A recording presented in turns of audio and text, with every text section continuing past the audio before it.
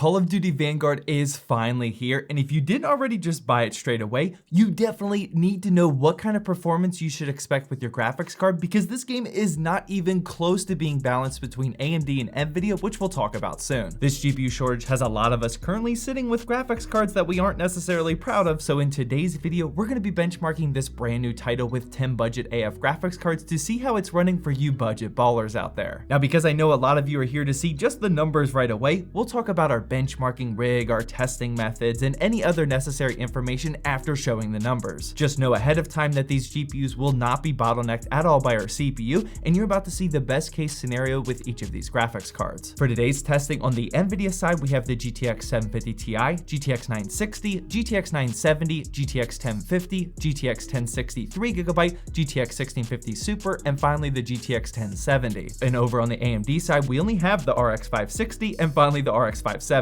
Sorry I don't have more AMD graphics cards right now. Budget NVIDIA cards are just way easier to find compared to budget AMD cards during this GPU shortage. But now let's get into those benchmarking numbers. But first, we gotta quickly pay some bills and run a pre-roll ad so we can keep making these videos. GVG Mall is not just the sponsor of today's video, but it's literally the exact website that I personally use to activate my Windows 10 on almost every single PC that I build here in the studio. For the month of November, GVG Mall is bumping up our original 18% off discount code all the way up to 30% off if you use code ZTT18. That's an incredible deal for you guys, so big thanks to them for that. Please don't be one of those PC flippers that has to explain in the description of your post what an unactivated version of Windows 10 is. Just pay the tiny price tag on GVG Mall, way cheaper than retail by the way, activate every single one of your builds, and reap the benefits in your flipping business. Don't forget to use discount code ZTT18. Alright, so just like my other benchmarking videos, I want to start off benchmarking each individual graphics card with the specific settings that we would recommend using if this was your graphics card, and afterwards we'll show a huge chart with the results of every GPU benchmark with the exact same settings. That way we can see how they all compare against each other. Starting on the NVIDIA side of things, we have the GTX 750 Ti, and this is the only card that we actually didn't want to run in 1080p with 100% resolution scale, so we had to drop the scale down to 66%, which still isn't awful for a card that costs like $60 right now,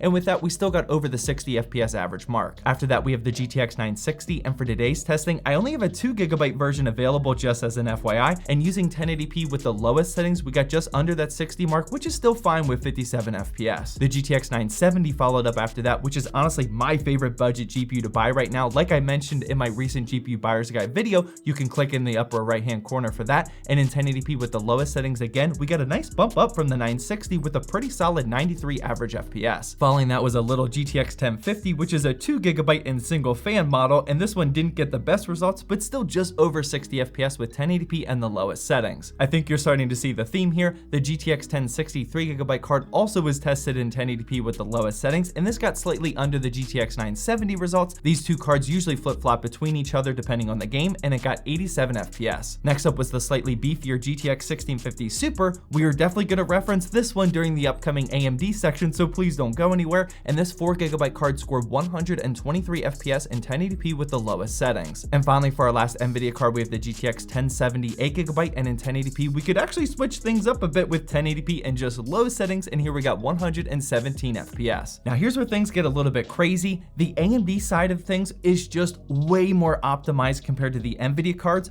We double and triple checked our data just to make sure we weren't making a mistake, and these results are honestly going to surprise you. Starting in reverse order, just to paint this picture properly with the RX 570 4GB card, here in 1080p with low settings we got 106 average FPS, which is the same exact results as the GTX 1650 Super. That's absolutely ridiculous that a 570 is getting the same performance as a 1650 Super. This is where we did a double take and had to really make sure that our settings were good and we weren't doing anything wrong. But yeah, sometimes games are just way more optimized for AMD or NVIDIA, and this time AMD gets the big advantage. Rounding out these GPUs though, we have the RX 560, and here are the results with what we got again, 1080p and the lowest settings. With the individual benchmarks out of the way, let's see how they all stack up side by side using the same exact settings, and for this test we decided to just keep the settings at 1080p and low, and unfortunately that's not much different than how we just tested almost all of these GPUs. Keep in mind that for a game like Call of Duty, we were aiming to get around that 120 to 144 FPS mark, but obviously if you enjoy a bit higher quality of graphics settings around the 60 FPS mark, then you can certainly do that too if you wish. Even when using a 60Hz panel for high-paced first-person shooters, it's still a good idea to aim for around 90 to 100 FPS. That way when the FPS does drop down down quickly, you're still at a good rate. One more thing to keep in mind is that we didn't use any GPU branded specific technologies such as DLSS, RTX, Fidelity, or anything like that. We tried to make the settings as even as possible when going from GPU to GPU. This graph here does paint the picture again that the AMD side of things is just so much more optimized than NVIDIA right now, but I have a feeling we'll see some more optimizations coming from NVIDIA here in the near future, or at least I hope we do. Here's a quick scroll through the settings we used, by the way. We also made sure to turn dynamic resolution off for all of our testing, but if you are indeed on a super budget gaming PC, turning that on and just aiming for 60 FPS may indeed give you a pretty solid gaming experience. I would definitely at least try that if that's your case. All right, so for those of you that are still here and interested in our testing rig, this here is what we are working with, and I'm actually going to be upgrading it soon for the next set of benchmarking videos, so make sure you're subscribed with notifications turned on so you don't miss that. Speaking of which, hopefully tomorrow here on the YouTube channel, we're going to be releasing our Forza Horizon 5 benchmarking video. Sam has been here in the studio benchmarking like literally all weekend. The testing rig we use today, however, is listed here. As you can see, our CPU of choice is none other than the Ryzen 5 5600X, which definitely isn't a realistic CPU to pair with any of these budget GPUs, but it allows us to remove the possibility of a CPU bottleneck and see exactly how far we can push these budget graphics cards. All of the other parts here are listed if you're interested, but like I said, be on the lookout here soon, because when we benchmark Halo Infinite and Battlefield 2042 in the next few weeks, we are taking up our benchmarking rig to a new level. And as far as the benchmarking method goes, here it's actually quite simple, but before we get into that, I just want to give a quick shout out to all of you that are still watching and didn't click off the video as soon as you saw the benchmarking section was over. Comment down below the basketball emoji as the start of your comment. That way I know who the true baller ZTT viewers are around here, and thank you again for increasing that YouTube watch time for us. So for the method of testing that Sam used, he actually tested all of these graphics cards using an online team deathmatch, and each individual map definitely produces different FPS averages, so please keep that in mind. We certainly could have hopped into a private match with AI bots on the same map every single time,